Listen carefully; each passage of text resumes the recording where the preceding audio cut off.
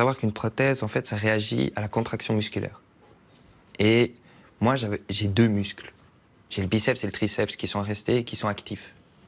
On commence à travailler, problème de contact, problème avec ma peau, qui est brûlée, donc très fragile. Et puis, problème du fait que j'ai vécu tellement longtemps sans qu'en fait, la prothèse vient m'handicaper. Je peux faire moins de choses avec la prothèse que sans. Je peux rien faire, en fait, avec ça. Mes muscles sont trop petits, les signaux sont pas très clairs, c'est pas fiable, c'est très lourd, ça fait mal. Et comble, je peux ni la mettre ni l'enlever seul. C'est quelque chose qui est là pour me rendre autonome, donc. Et pour moi, c'était tellement... C'est une antithèse.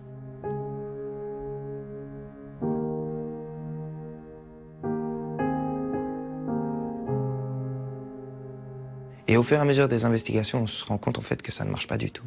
Alors retour, de nouveau, à la clinique en Suisse allemande. Et là, de nouveau, trop petits muscles. À force de toujours contracter le même, il partait en crampe et puis plus rien fonctionne.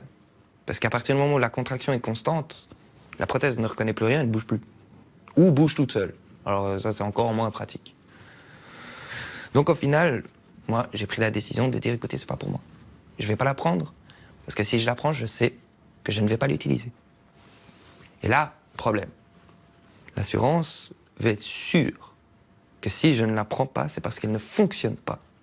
Et pas par fainéantise, quelque part. Et donc là, après ce que vous avez vécu, vous allez devoir vous battre pour être compris par les assurances. Voilà. Et donc j'ai passé 1 mois encore à la clinique à faire toutes des vidéos pour prouver que ça ne fonctionnait pas. Et là, ça a été quand même une période pas agréable. Je me levais tous les matins. Je savais pas ce que je faisais là, parce qu'une clinique, c'est censé être là pour m'aider, mais il n'y avait plus rien à faire pour m'aider. Et je savais par contre que j'allais devoir aller à chaque fois en thérapie pour essayer de faire des choses qui n'allaient pas marcher, mais en fait, c'était le but. Parce qu'il fallait filmer pour prouver. Je devais perpétuellement me battre contre le système pour avoir le droit de l'intégrer. Et ça, c'est quand même une situation assez difficile à vivre, et ça m'a poussé, en fait, à une seule chose, c'est de prendre les choses en main moi-même. On n'est jamais mieux servi que par soi-même. Donc j'ai arrêté, en fait, de faire appel au système.